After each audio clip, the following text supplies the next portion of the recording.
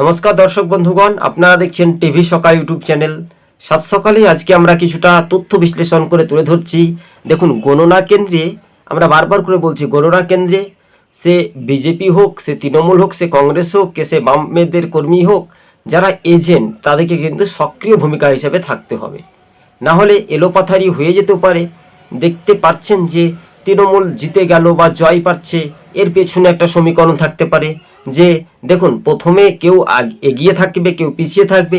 এই নিয়ে কিন্তু হতাশা হলে কিন্তু একটা চলবে না। আমরা বারবার করে একটা রিভিনিউ করে চেক করে দেখতে পাচ্ছি, তাহলে বাংলাতে সেটাই কি আগামী দিন ঘটতে পারে? দেখুন, বিজেপি তারা সমীক্ষাতে এগিয়ে, তৃণমূল পিছিয়ে, আবার তৃণমূলকে কেউ বলছে এগিয়ে। তাহলে শেষ পর্যন্ত যারা পোলিং বা বুথ কেন্দ্রে, গণনা কেন্দ্রে যাবে, প্রিসাইডিং অফিসারদের সঙ্গে মোকাবিলা করার মতো সেই যোগ্যটুকু রাখতে হবে। কেননা নির্বাচন কমিশন তিনি ঘোষণা করবেন কোন দল জয় পাচ্ছে, কোন দল পিছিয়ে আছে, সেটা কিন্তু। এবং আপনি যদি গণনা কেন্দ্রের প্রতিপক্ষ হিসেবে যদি সামিল না হতে পারেন, বেরিয়ে পারেন না আসেন, তাহলে সেটা কিন্তু সংখ্যাটা বাড়িয়ে দিতে পারে গণনা কেন্দ্রে। টিভি সকাল ইউটিউব চ্যানেলটি ভালো লাগলে শেয়ার